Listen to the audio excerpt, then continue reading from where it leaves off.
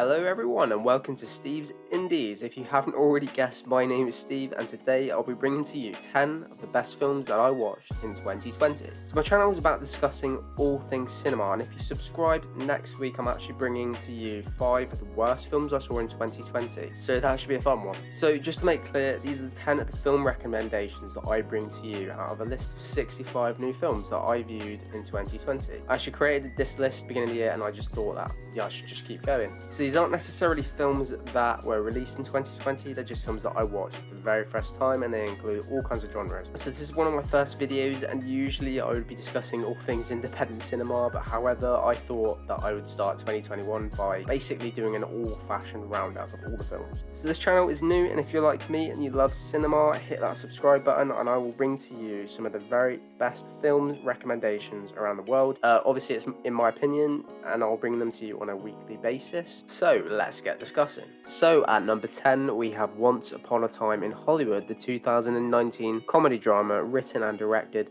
by the one and only Quentin Tarantino. The film stars Leonardo DiCaprio, Brad Pitt and Margot Robbie, and it kind of follows DiCaprio's storyline in true Tarantino style, overlooking events in 1969 Los Angeles, in particular the Sharon Tate murders. It follows an aging actor and his stunt double counterpart best friend in this rapidly changing version of Hollywood, all the way from the classical days of acting to the ever-present special effects and super choreographed over-the-top action scenes. Cameos, production design and subtle comical scenes in this film are brilliant, and what it really does best is give the audience the most unusually hysterical ending, similar to that of Hateful Eight. If you followed Tarantino's work, then you will know exactly what I'm talking about. It's almost as if Tarantino always puts his M. Night Shyamalan kind of spin on endings, and it just works perfectly, and they've all just kind of made it possible to make these dark events very funny in very satirical fashion. So every character is interesting and well written, like Margot Robbie's character for example, who was just mysterious and relatable to anyone that's ever tried breaking into Hollywood acting. But for me, the cherry on the top has to go to Brad Pitt's amazing Academy Award winning supporting actor role. I honestly don't think I've ever seen such an interesting and likeable Tarantino character. He's hilarious and free, he's a stunt double, and he's just got this amazing background as like a war veteran and a badass. So Tarantino is one of the biggest film nerds ever, and you can tell that he has such a great time just flooding his passion into this film. It's well deserved of the awards. It's not quite his best film, but it's definitely on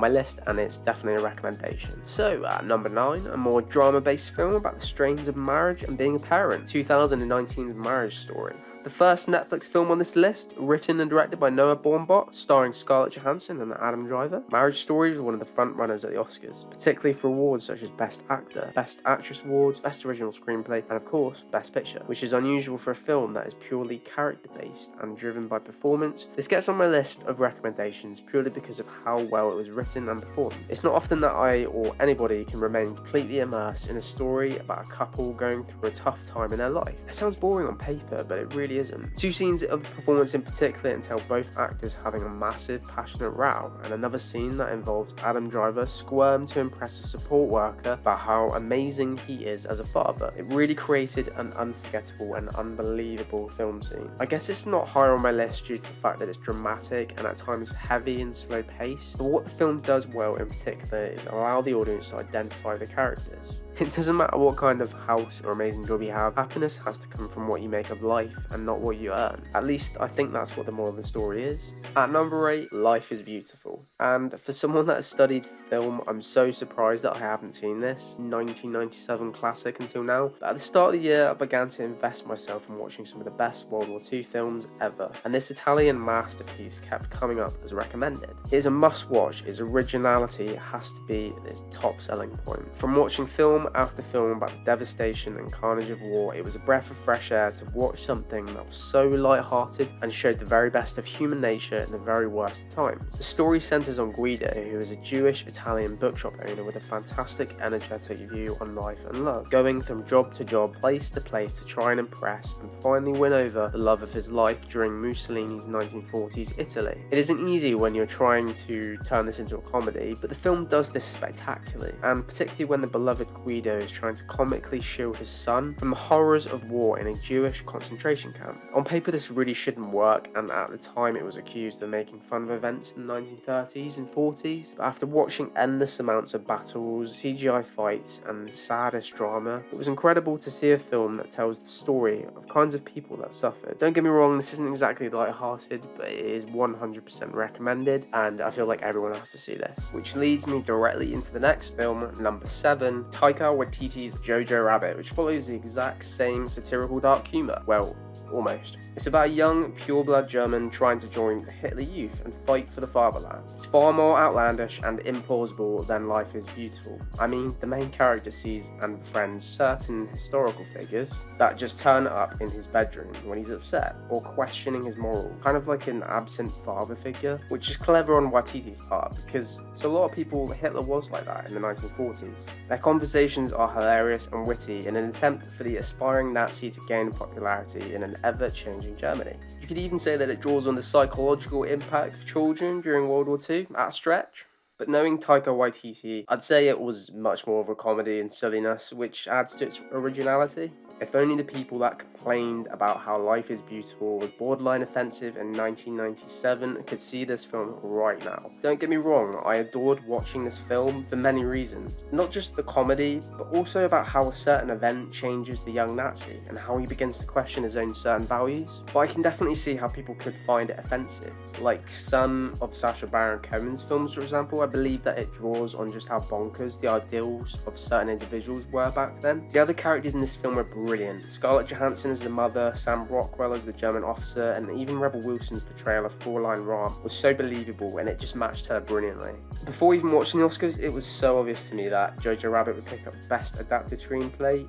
It was just hilarious and it came up against some strong opposition. It's a bold film for very opinionated and judgmental times in Hollywood, and this definitely gained my attention and my respect. So a film that I watched very late into 2020 and that was released on Amazon Prime was Todd Haynes' Dark Waters. I watched the trailer to this a while before and couldn't wait to watch it. I'm a huge fan of watching documentaries and it kind of reminded me of a scene in Michael Moore's political film Fahrenheit 11/9, and one particular section where he divulged the Flint water crisis which devastated many Michigan families due to the high amounts of dangerous chemicals multi-corporations were dumping into the water to gain more money, leaving many families to suffer the effects for years to come. I feel like these are important stories that they just need to be told. So I was relieved to see a mainstream film trailer appearing to showcase and tell the true story of a similar water crisis involving one of America's greatest ever cover-ups.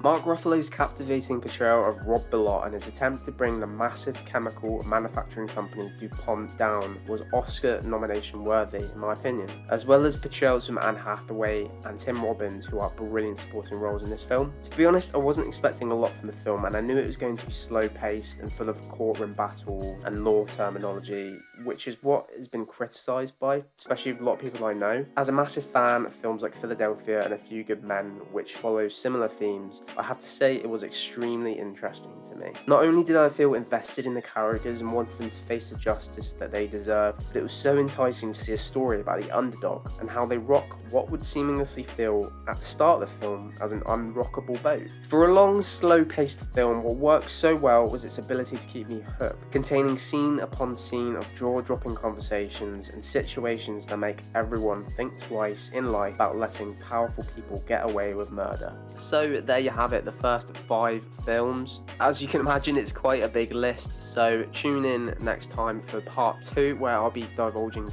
last 5 films of the 10 best films that I watched the first time in 2020.